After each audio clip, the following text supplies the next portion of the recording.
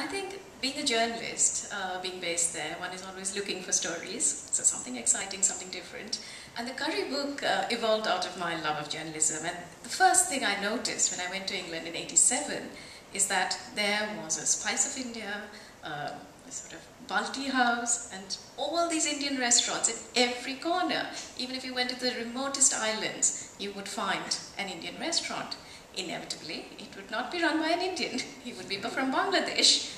Also, the food was not Indian at all. It was a strange mix which had been done for the palate. So that really intrigued me, and I said, I've got to write about this and see how it started. Started digging around, and that evolved into the first book, which is a work of pure journalism and a look at history. And of course, I found this character, Abdul Karim, in that book. So, oh, you found him in the curry book? I found him while I was researching curry, because I found that Queen Victoria loved her curries. And guess who cooked them for her? Exactly. And we'll get to that story, because that's a great story out of that book. And then, so how did you find the story of Noor, the spy princess? Noor was actually something that happened for the 50th anniversary of the Second World War. And I was following all these Indian veterans who have all served. One of the few things we don't know is that 2.5 million Indians volunteered for both the world wars. It was the single largest volunteer army in the world ever. And they died in far-off places, in Africa, in Italy, sort of sometimes unmarked graves. And I've always followed their stories. There were a few veterans left in London and around. The Gurkhas were there. So while doing stories on them, I came across Noor Inayat Khan. And it was 5 lines about her in the Times, Marda Kont.